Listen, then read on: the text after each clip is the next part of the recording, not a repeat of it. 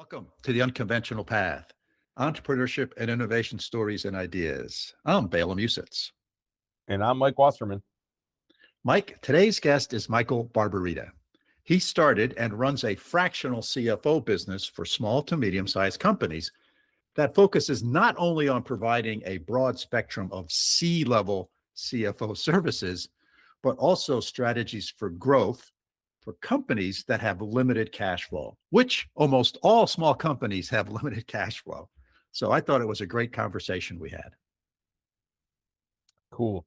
I think listeners are going to want to pay attention to some interesting strategies for entrepreneurs to improve their financial foundations. And I think you'll also want to pay close attention because I think this is a masterclass in entrepreneurial accounting, finance, and growth strategies. So if your world is one, again, where kind of your costs are high, you're not quite sure what your financial footing is going to be, where you're not sure about things like pricing and growth strategies, that this is going to be a great episode for you to listen to because Michael's got lots of cool insights that he's going to share with us. So let's get right to your interview, Bela, with Michael Barbarita.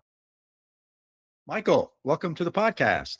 Thank you very much, Bela. Appreciate the opportunity. Yeah. So, Michael, let me ask you a question. You've had a pretty long career, done a bunch of different things, as I read in your bio.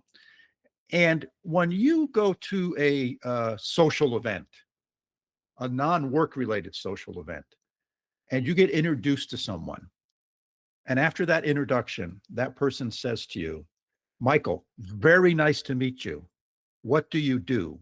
How do you answer that question? Business owners hire me to double and triple their profit using business and financial strategies that their competition isn't doing. That's how I answer that question. That was bingo. I think that's the most concise answer I've ever gotten to that question.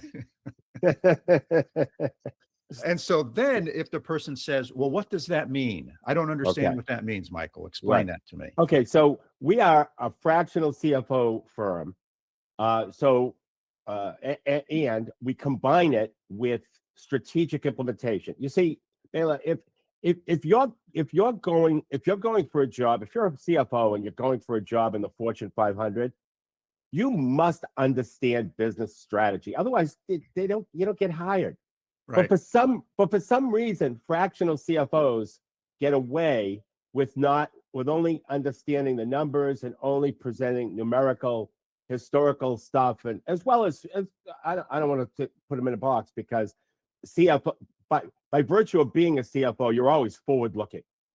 So that's the advantage versus like CPAs who are more historical. Yes. CFOs are more forward looking. So we are doing that, and my brethren do that great.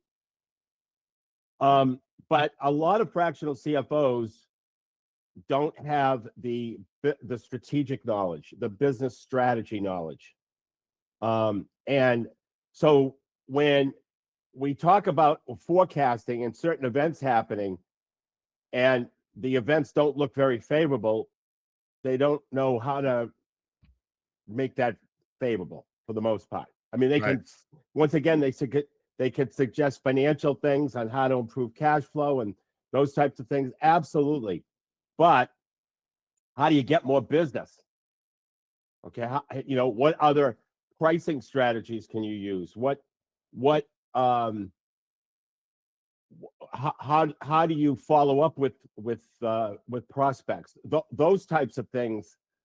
That's what I get into. I get into how to increase your business, how to increase business. Yes. Well, I get into that a lot with the strategic side.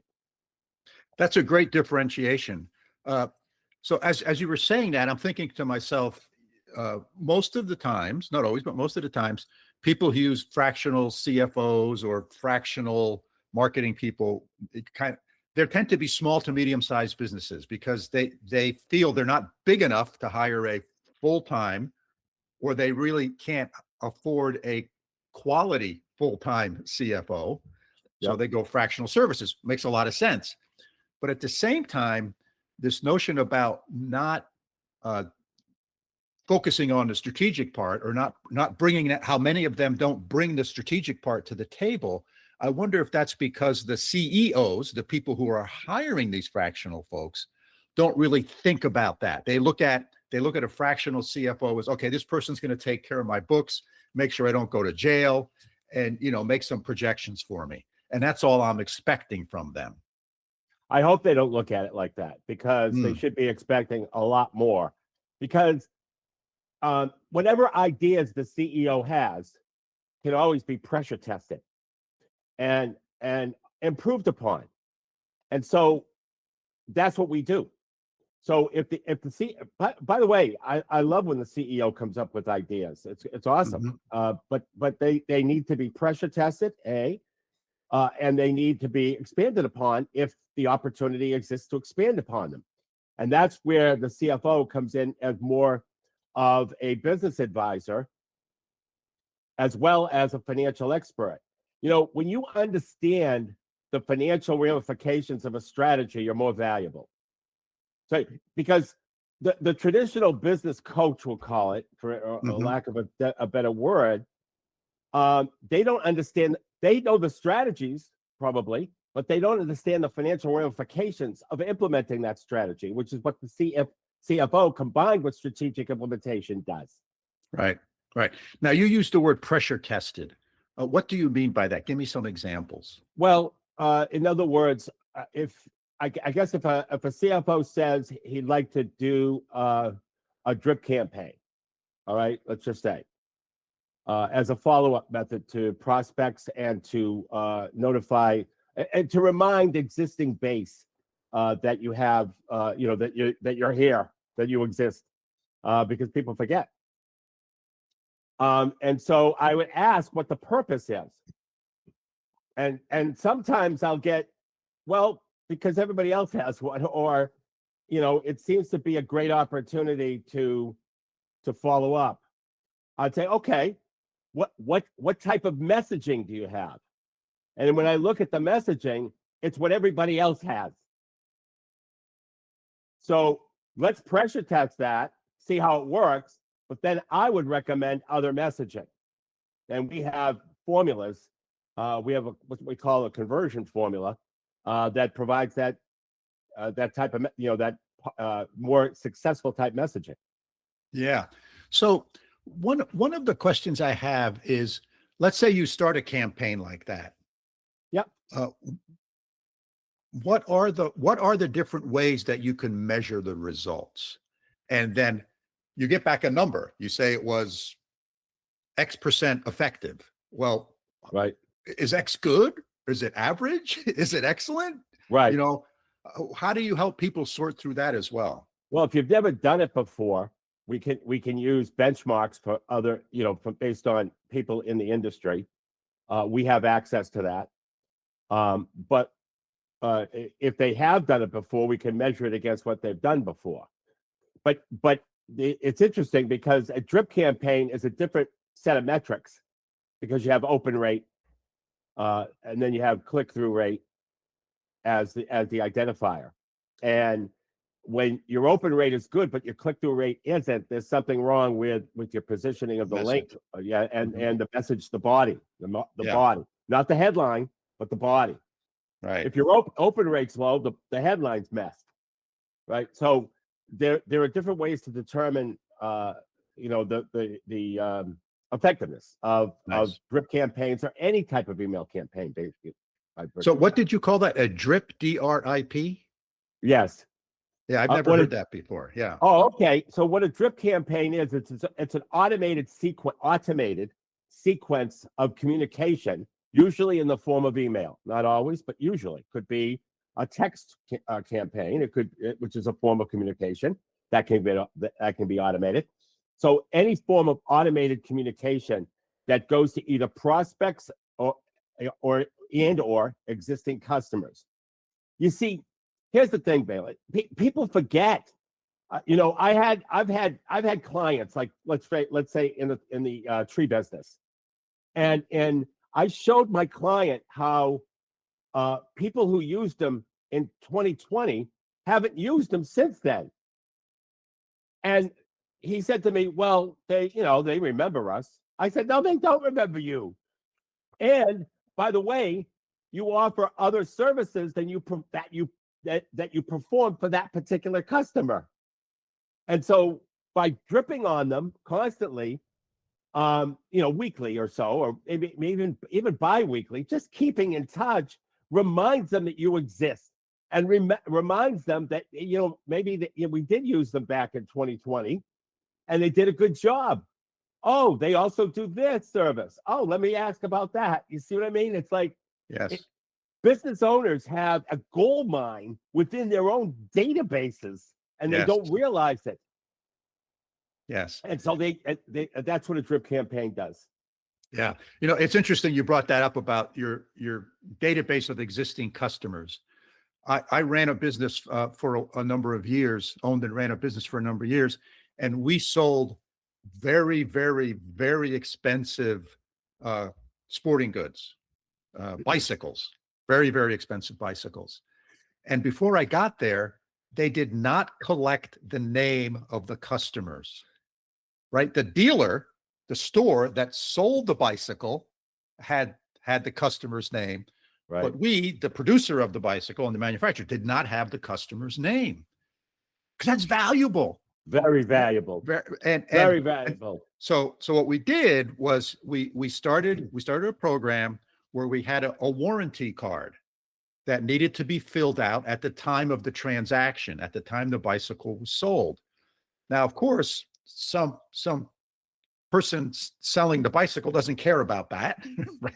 So we had to incentivize them to fill out that card. So we gave them a little tchotchke for everyone they filled out, right? A little logoed T-shirt or bike racing jersey or something for everyone that they filled out. But now we have that customer's name and address.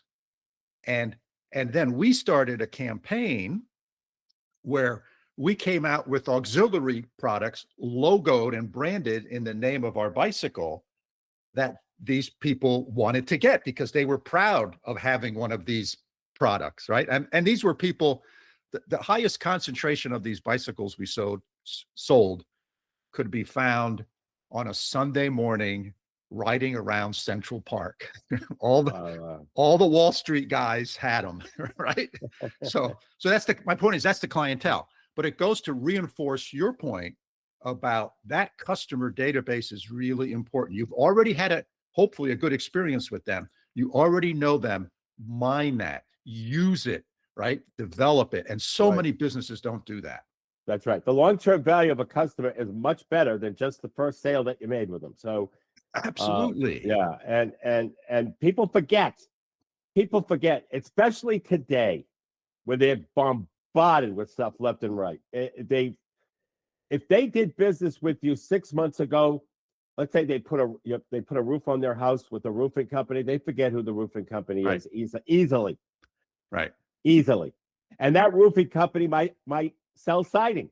That roofing company might sell windows, gutters. All right. Whatever. And those people might need it, but they might go somewhere else because they forgot about you. Yes.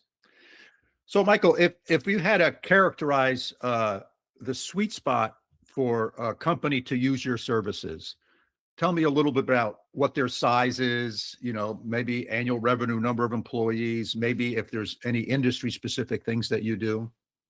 Well, half of our business is in the trades. So we do extremely well with trades. That's, painters, plumbers, electricians, general contractors, carpenters, arborists. I talked about that a little earlier, as well as junk removal, roofing, all those types of trades. So we deal mostly with the trades, and they're doing anywhere between 500,000 and 2 million, usually, sometimes a little more in volume. They have anywhere from 4 to 30 employees, and they're stuck, simply stuck, because they can't grow anymore because they're doing all the work and they can only do so much of it. But like I said, they're stuck in the day-to-day grind. They're crisis management people. They turn into crisis management people, and they don't have any time to really work on the business. And by working with us, we give them an opportunity to work on the business. Yeah. And we show them how to free up their time if that's the problem. And we show them how to scale. So if I'm listening to this, I'm a small business owner, what are the warning signs for me that I should get a person, I should call Next Step CFO? What are those warning signs? Well, number one, if you have cash flow problems, that's number one. Number two, you want to you don't understand how to read financial statements, because what we do is we help you. We develop metrics, which are financial parameters that evaluate the performance and productivity of a business, and those metrics help you understand financial statements better instead of actually understanding the financials like an accountant would. So that. We also do forecasting. If you need to understand what the future looks like financially, we do that. And then we help you implement business and financial strategies that your competition isn't doing. So if you feel like you're stuck, your growth rate is anywhere between -5% and 5% a year. You know, and you're feeling like you can't go beyond that. That's the time to call us. Got it. Got it. So let's say I did call you and I said, hey, Michael, I think I might be able to use someone like you. Take me through what the next steps would be. What would that, the early parts of that engagement look like? Well, what we would do is we would put you through what we call our business assessment, our pathway to profit assessment.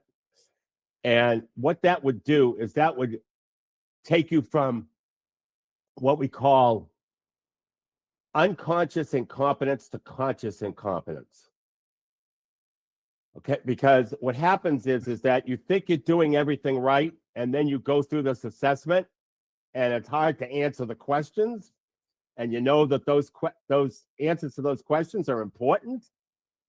That's when that conscious incompetence starts to permeate, and then after the assessment, you can see where the weaknesses are in your business.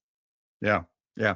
So when you look at some of your past customers, are there one or two or three things that many of these small businesses really need help with and really don't do well? For the most part, there's actually a couple things.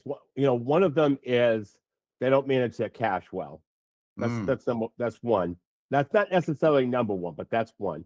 Number two is, if I was to look at their websites and their competitors' websites, and I'm not saying that websites are the end all and be all, okay, hold on there. But it's a way for me to compare one against another. They look exactly the same. They message exactly the same. Great service, highest quality, great prices, great location, been in business since 1910. Right. That's what everybody says, and the customer doesn't care about that.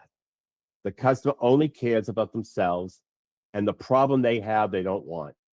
And if you can address the problem that they have that they don't want with the solution they want they can't find, that's when you make a conversion.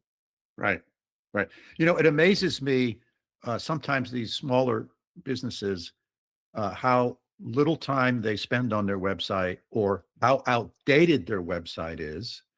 And I don't know about you, but when I get introduced to some new company, or I hear about a new business or a business I want to hire to do something, the first place I go is the web and look at their website. Right. Right. And I'm going to make a decision based on that first impression. Right. Am I going further, or am I looking for someone else? So I really think that messaging that you talk about there is really, really critical. It's critical. It's critical because what everybody does is I hope so marketing. Because if you say you have great service, the customers say, well, I hope so. Why would I do business with someone who doesn't? Right. Everybody does. Right. So everybody has I hope so marketing. And so that's the starting point of how I look at things when a customer makes an inquiry. I look at their website. And it's not that the website, because their website dictates how they even orally present themselves. Great Yes. service, highest quality, lowest price, that kind of thing. It's also reflective in how their staff communicates. Great quality, lowest service, greatest service, lowest price, all that's the same stuff. It's all jargon, and the customer doesn't care about that. The customer's saying, I hope so. Like, God, why would I do business with somebody who does not have high quality or great service? Right. Right. Now, one of the things you mentioned was cash management, and cash flows associated with that. So walk me through some of the mistakes that people make and what can be done to fix them. Well, some of the mistakes that people make, like automatically, and this time might sound like routine, but it just isn't. Timing of invoicing, that's a mistake. Not understanding that you want to get the cash from the customer first before you pay your trade. That dynamic, that's incredibly important. When I was in the ski business, I always negotiated terms with my vendors so that I could pay for them after my big sale, not before, but after my big sale. So for business owners need to understand their cash cycle. Okay, even if they're in manufacturing, I don't care what you're in, you have to understand your cash cycle, and there's ways to combat it. Like in the trades, sometimes when I get new clients, they don't take deposits from customers.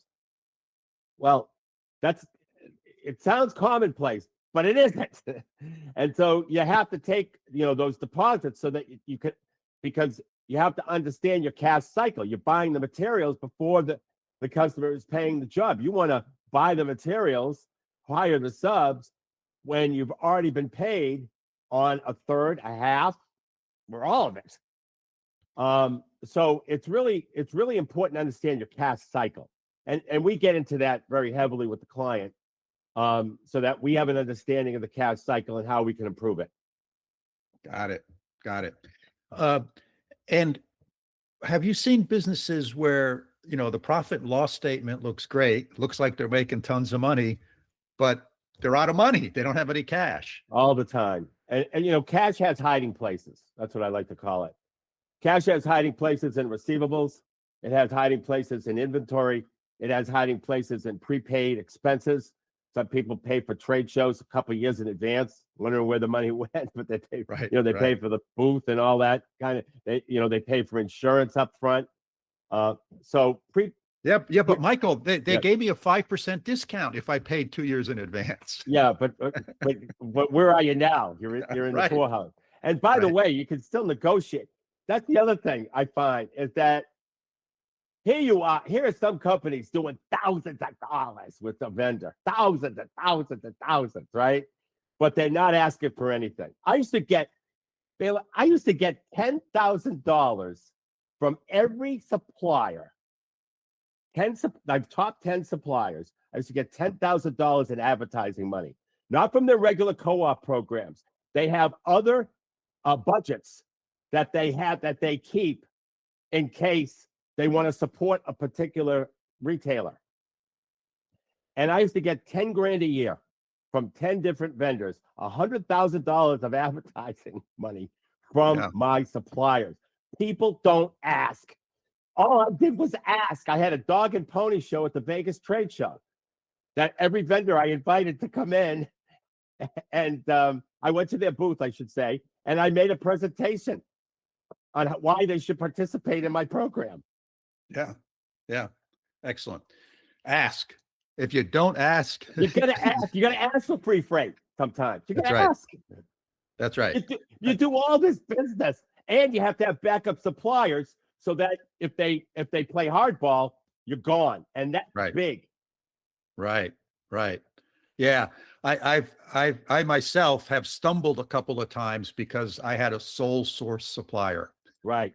And something can happen around the world, and all of a sudden the ships from that place don't come anymore. Right, it's already happening now. Right, exactly. That's right. There's no question about that, and we always have to be prepared with backup suppliers. And if you are a retailer, you have to understand the real value of a brand, because sometimes I remember many times I did not have the top name brands. I did not have Solomon ski boots. I did not have some of the top name brands, but I was fine without it. I was fine. I thought I was going to tank. I was fine. Yes. I supplemented it with something else. I promoted something else. I saw where it was better. I made the comparisons and I sold it. Right. Right.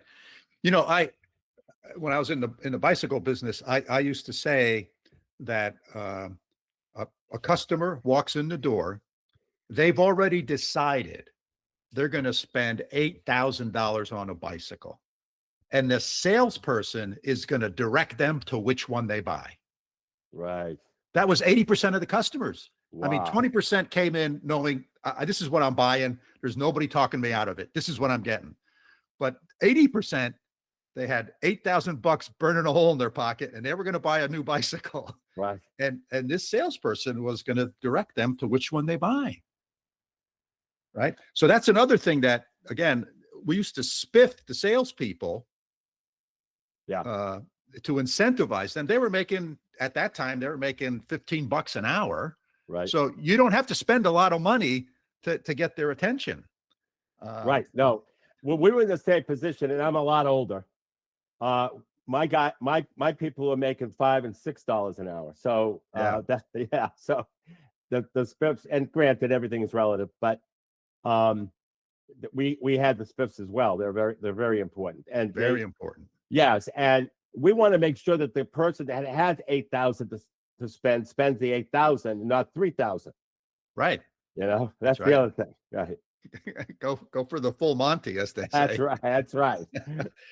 So one of the other things you mentioned was sort of time management, and a lot of these small business owners are stuck working in the business, putting out fires, and not sort of working on where the business is going, what new things can we be doing, not looking forward, right? They're looking at the crisis that's landed on their desk at this moment. How do you sort of help them sort through those things? Well, we ask them to take 1 week and identify everything they do in that 1 week. And we have them talking to their phone so it's not burdensome. Okay. And so when they talk into their phone and they get the file over to us, we can convert the file into language and put it in a Word document and so forth. And we can identify what they're doing. And many times when a business owner sees what they're doing after the fact, they're able to, and with our guidance, that we're able to question it. We're able to question it. And then they're able to see it that really could have been done by somebody else. And so it's an opportunity to show them the skill set associated with delegation. And if you can't delegate it, there's outsourcing opportunities. Mm-hmm.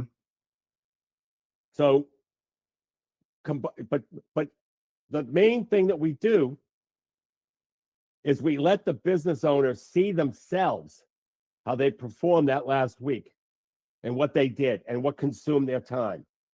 And then we discuss how to go about, making sure that particular job or opportunity is delegated. Not all of the tasks. Now we're not able to do it with all the tasks, but the business owner is shocked how much time we can free up. So is there a rule of thumb of how much time I should be spending working in my business versus how much time I should be spending working on my business? Well, what we do, Bela, is we use the 80-20 rule. So we have what we call the 7-step pathway to profit formula. And those 7 steps are the 20% of activities that drive 80% of the revenue. That's what we found. And so the business owner or the business has to work on leads, not just any lead, but the right leads, conversions, which means the lead going into your sales process, whatever that process is, closing rates, and understand. See, data is very important. You got to understand how many leads are coming in. You're going to understand how many convert. You're going to understand how many close. You have to understand your client retention rates, because just little tweaks in these areas have a compound effect on the total package.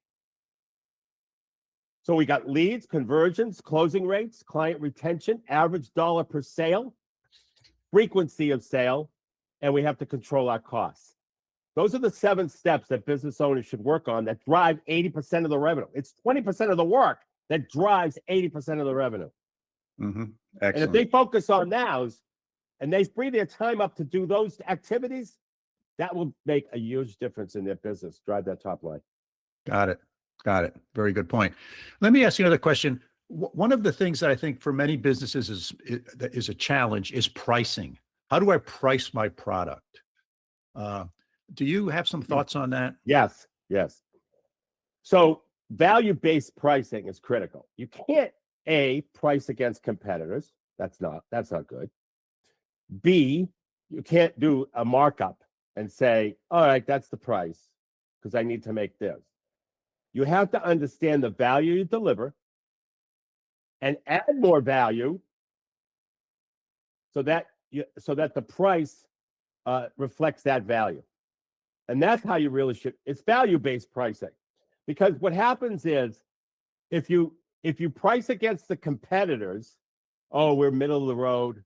I love when people say that. Right. We're middle of the road, or we're not the highest, but we're not the lowest, or we're not the highest, but we're in that like middle or second tier where we're not the highest, but we're just under the highest. That's really pricing based on competition, where you might be like middle of the road, but you might offer the most value.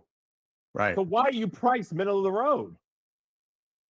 So you really have to understand the value you bring and add more value when you can, because the more value you add, the more justification you have for a price increase, or to be higher priced in the market, or to be the highest priced in the market. So it's all based on value, the value you deliver. And by the way, a lot of business owners don't understand the value they deliver.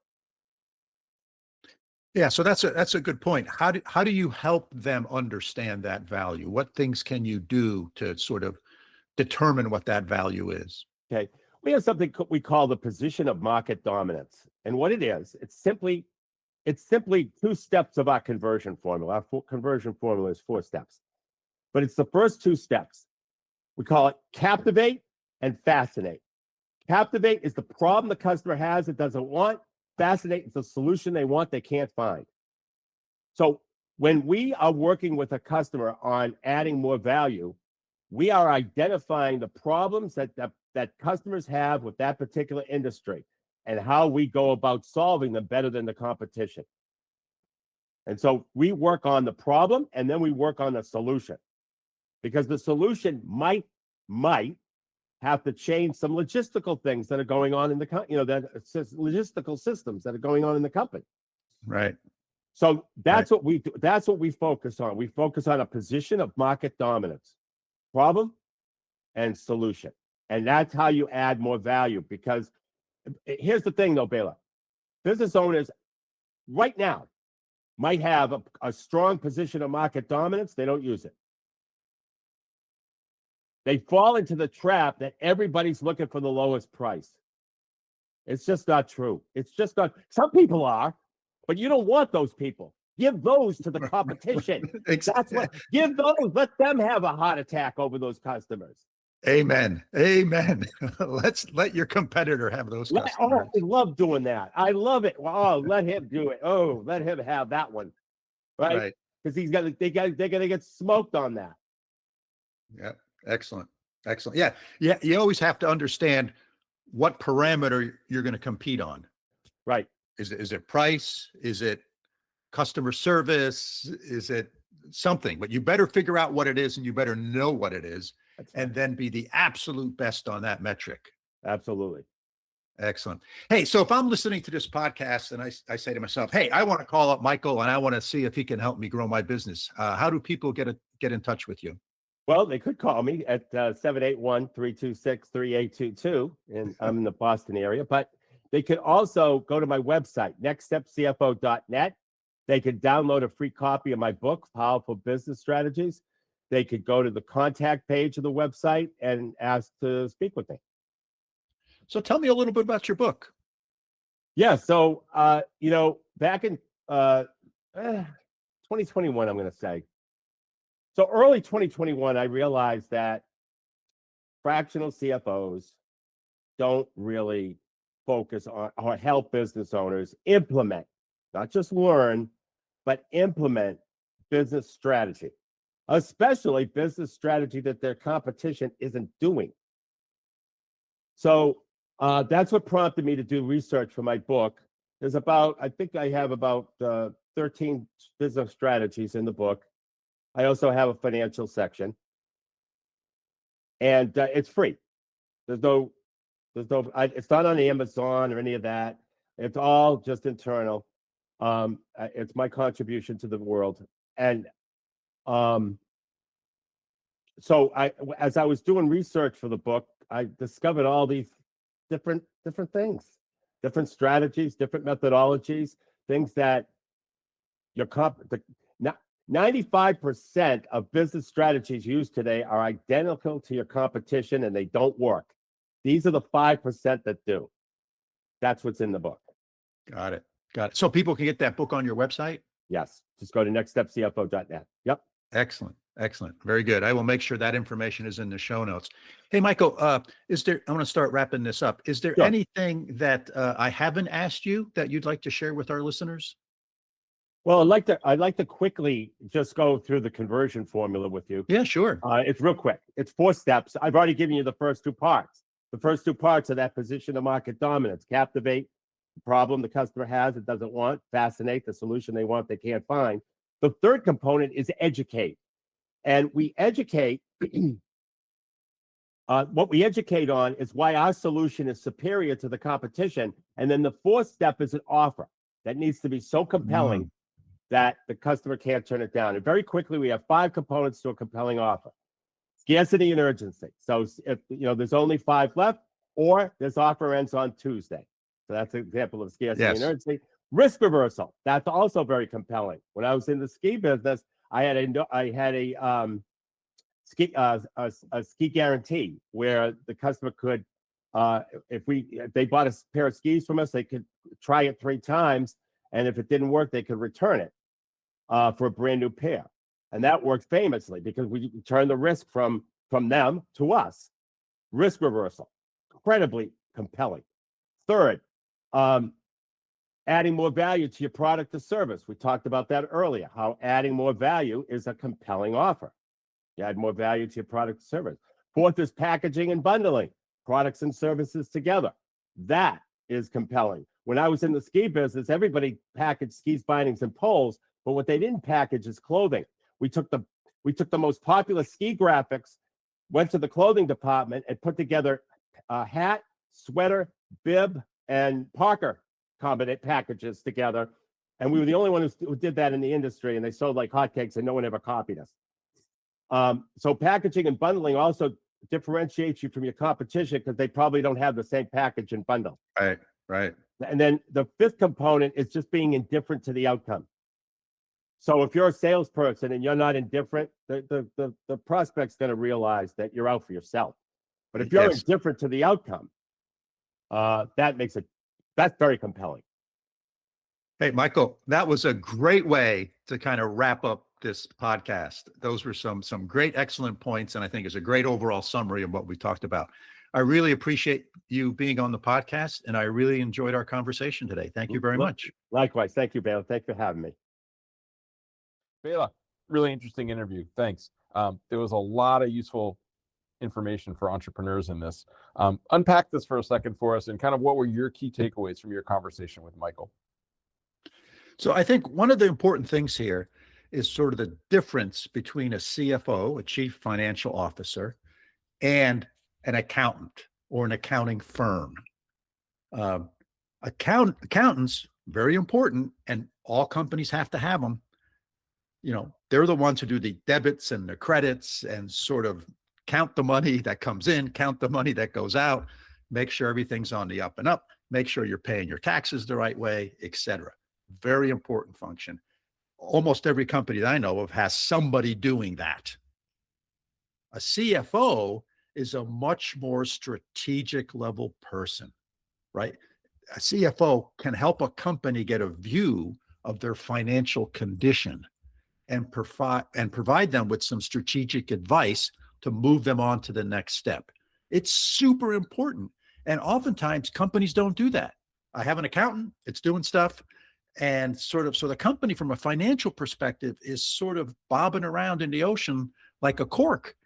And you really want to have some sort of guidance and direction there. So I think this is really, really important skill to have inside the company. And this is one way of getting it, because CFOs are expensive. You're not going to get one for $70,000 a year. It's gonna cost you a lot of money. So doing a fractional one is a great approach for that, to get that skill into the company and to get that expertise in there, because you only probably need it a few days a month. Other important thing that I think came out of this conversation, and we've talked about this in the past, and that's cash flow, right? I liken it to your checking account at home. I always have to have cash in my checking account, because if I don't, I can't pay the bills. The same thing is true for a company, and that's cash flow. And there's some great strategies for managing your cash flow. Sometimes it has to do with the terms that you negotiate with your vendors and your customers, meaning when do you have to pay the bills? When do people have to pay you? That can make a huge difference in your cash flow. Accountants oftentimes do financial statements. Financial statements I sort of liken to, number one, it's a summary of what happened, and it's sort of like your tax returns. Once a year, I do my tax returns, or a company does them quarterly, and that's just sort of a synopsis of what's happened over that period of time. But cash flow is what's going on a daily basis, and sort of think about it like the amount of money you have in your checking account at home. A CFO can also help you with pricing. And I think pricing is something that's really important. It's not just about taking your cost of goods and multiplying it by some number. There's a lot of strategy to pricing, and understanding your cost is important, but also understanding how pricing is going to position you in the marketplace against your competitors is also really important. So anyway, those were some of the things that I thought about, Mike. What did you think about? Yeah. Again, agreed with all those points, Bela. And one thing to build on with what you said, and this is a point that really flashed to me when I was listening to the interview. And I think most entrepreneurs know this, but I'm not sure everybody does, because I see so many times when it's just not kind of clear with people, is a lot of people there's still some people that view accounting, as you said, it's like you drop off your receipts, they make sure that they pay the bills, they tell you how much money you have at the end of the month, and they pay your taxes, right? And they just view it as this transactional relationship. And one of the things that I've learned, again, sometimes the hard way, is that in a growing, profitable, sustainable small business, the finance and accounting, the marketing, the HR, the operations, these are all highly integrated, right? And some of the things that Michael was talking about, right, maybe in terms of pricing, right, which is usually a marketing function. But if your financial person and your marketing person aren't aligned on the relationship between price and revenue, and between revenue and profit margins, right, you're missing huge opportunities here to improve the financial viability or the operational viability of your business. So I'm a big believer in kind of hug your accountant, right? Maybe not physically, but mentally, right? And find a strategic partner.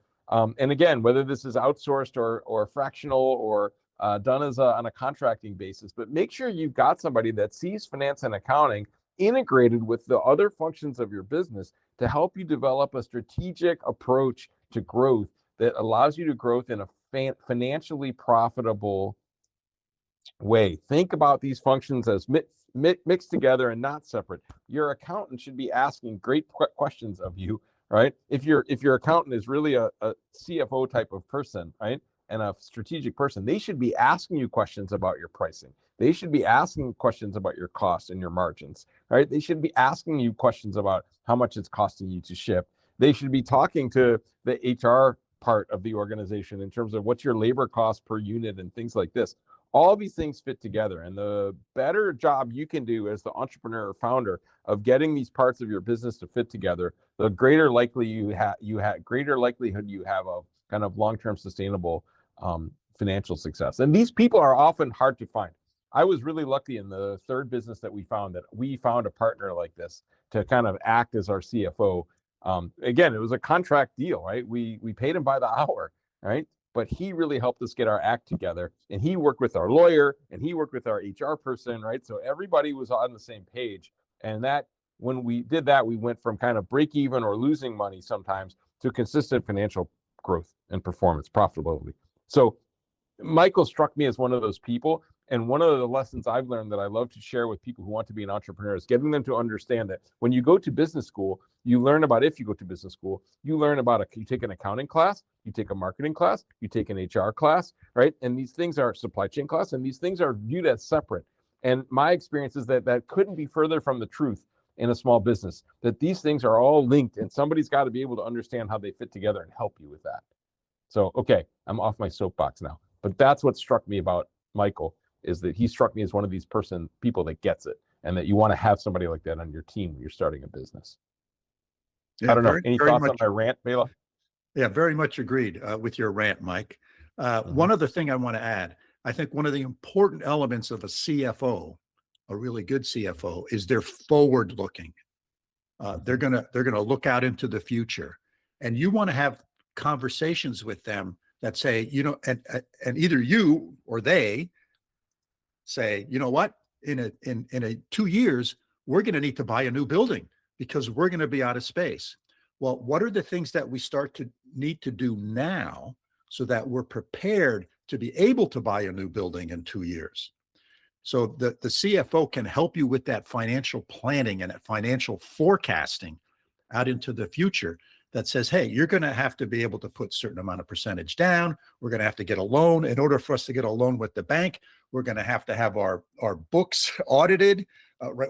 There's a whole bunch of things that they can help you anticipate and do that forecasting for you, so that as you need to grow in the future, you're not going, oh, darn, we should have done that 2.5 years ago and prepared ourselves for this moment in time.